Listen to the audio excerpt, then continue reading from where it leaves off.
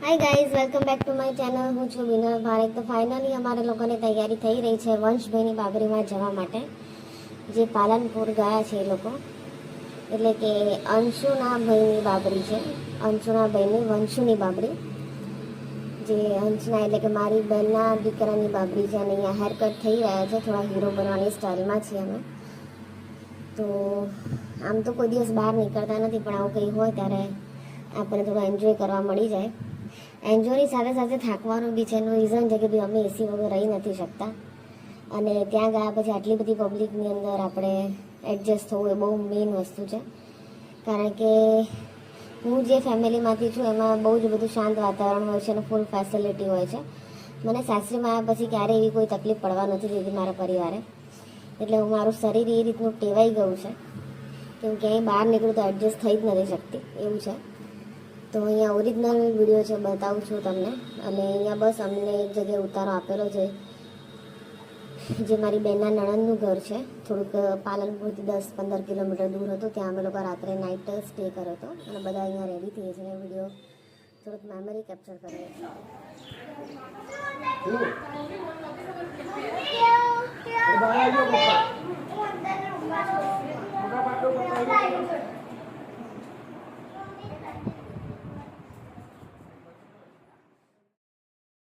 હવે ઓરિજિનલ સાઉન્ડમાં તો તમને ખબર નહીં પડે, એટલે હું તમને ઇન્ટ્રોડક્શન આપી દઉં કે આ ગ્રીન સાડીમાં મારી નાની બહેન છે, અને રેડ સાડીમાં મારા ભાભી છે. અમે 3 બહેન અને 1 ભાઈ છે.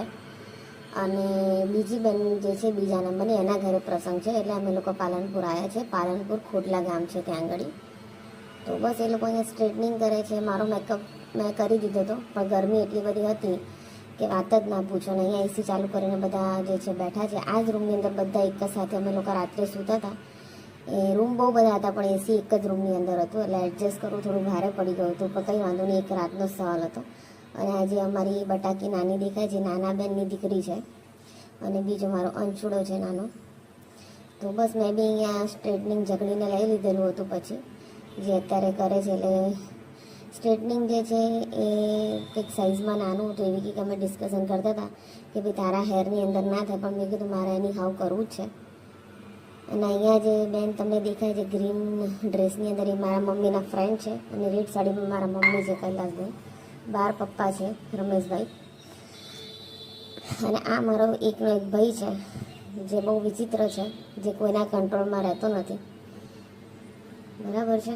અને બસ અહીંયા ઓલમોસ્ટ તૈયાર થઈ ગયા છે. અને ગાડી જે છે એક ગાડી હતી, બીજી ગાડીનો વેઇટ કરીએ છીએ, કારણ કે આટલા બધા જણા એક ગાડીમાં તો આવીએ નહીં.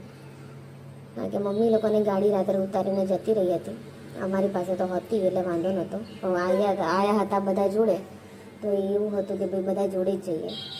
તો અહીંયા થોડુંક ફોટો સેશન કર્યું. અને પવન એટલો બધો હતો કે મારી સાડીની જે પાટલી છે એ બી પ્રોપર રહેતી નથી, મારા હેર નહોતા રહેતા, એટલે ફોટો પાડવામાં મજા આવતી નથી. પણ કંઈ નહીં, મેં કીધું જેવા એવા પાડી લઈએ, કારણ કે ફરીવાર તો અહીંયા આ ડેસ્ટિનેશન પર આવવાના હતા નહીં અમે લોકો. અને કહેવાય છે કે કોઈના બી ઘરે પ્રસંગ હોય, આપણે થોડું ઘણું તો તૈયાર થવું જ પડે. મને ફિટ કપડાં ગમતા નથી, પણ તોય પહેરવા પડે છે. અને બસ અહીંયા અમે જે છે હવે બાબરી લેવા માટે જઈએ છીએ બહુચર માતાજીના મંદિરે, ઢોલ વગાડતા વગાડતા. હું તમને ઓરિજિનલ સાઉન્ડ છે બતાવું છું.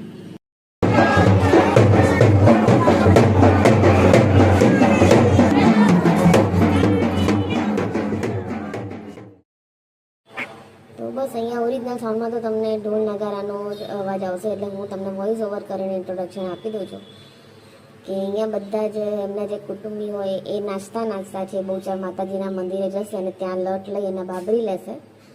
એ લોકોની અંદર એવો રિવાજ હોય છે. અમારા ગામડે અલગ રિવાજ હોય છે. અને બાબરી એક એવું ફંક્શન છે કે ભાઈ તમે જેવું ગોળ નાખો એવું ગળ્યું થાય, અને તમારા પોતાના એક શોખ ઉપર ડિપેન્ડ છે. ઘણા લોકો બાબરીમાં સારો ખર્ચો કરે છે, ઘણા લોકો લગ્નમાં કરે છે, ઘણા લોકો બર્થડે પાર્ટીમાં કરે છે, ઘણાના ત્યાં જનોઈની રસમ હોય છે, તો એ જનોઈમાં જે છે એ આવી રીતે એન્જોયમેન્ટ કરે છે. તો મારા બહેનના ઘરે પહેલો આવી રીતે પ્રસંગ હતો.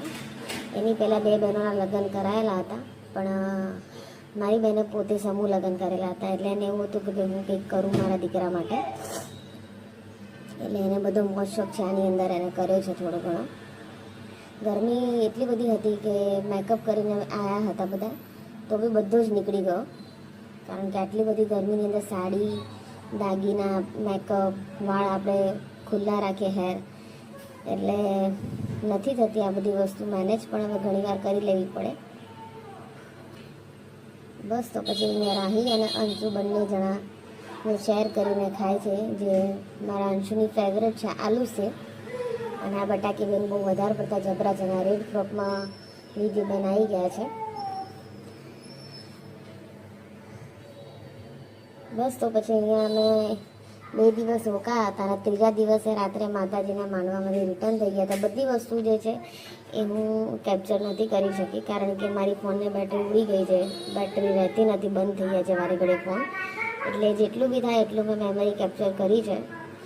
તો અહીંયા મારા જે છે કાકાના છોકરાઓ જે બધા આવેલા છે, અને અહીંયા જે રમાડવાની રસમ અમારે પૂજાને બાકી હતી, વંશભાઈ વખતે મમ્મી રમાડવા નહોતા જઈ શક્યા, તો બધી વસ્તુ જે છે અહીંયા બધી ભેગી પતાવી દીધેલી છે, બાબરી અને રમાડવાનું. તો અહીંયા જેની જેવી શક્તિ હોય એ રીતના બધું કરે છે. તો મમ્મી એક સોનાની વીંટી કરાવેલી, જો કે અત્યારે સોનાનો ભાવ બહુ જ વધારે છે, એટલે સોનું આપવું એ બહુ મોટી વસ્તુ છે અત્યારે. અને આ બધા જે કપડાં છે અને ટોયસ છે, બધી વસ્તુ છે, આ બધી વસ્તુ દેખામાં ઓછી છે પણ છે બહુ મોંઘી.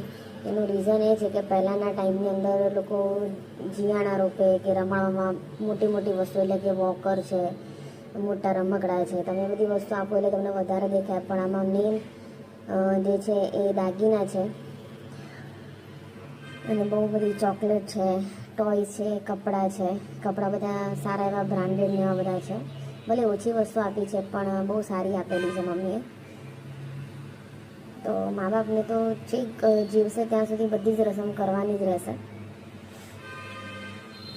બસ તો અહીંયા અમે લોકો જે છે ઓલમોસ્ટ આ બધી વસ્તુ પતી ગઈ છે, બાબરી બી પતી ગઈ છે અને રમાડવાની રસમ બી પતી ગઈ છે. સામ સામે જે વ્યવહારો થતા હોય એ બી થઈ ગયેલા છે.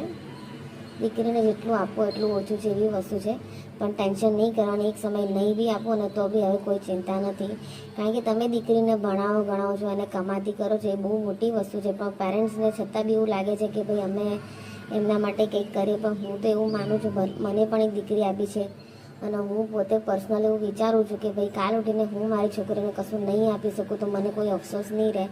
એનું રીઝન એ છે કે અત્યારે હું એના એજ્યુકેશનની પાછળ એટલા બધા પૈસા ખર્ચું છું કે એ એની જાતે કાલ ઉઠીને સારામાં સારું, કે કાલ ઉઠીને એની જાતે જે બધી સારી વસ્તુઓની જાતે લઈ શકશે. આ મારો ફેમિલી પિક્ચર છે જેમાં બધા અમે એક મેમરી કેપ્ચર કરી છે. અને વિડીયો ગમ્યો તો લાઈક, શેર અને સબસ્ક્રાઈબ કરવાનું ના ભૂલતા. તો મળીએ છે નેક્સ્ટ વિડીયોની અંદર.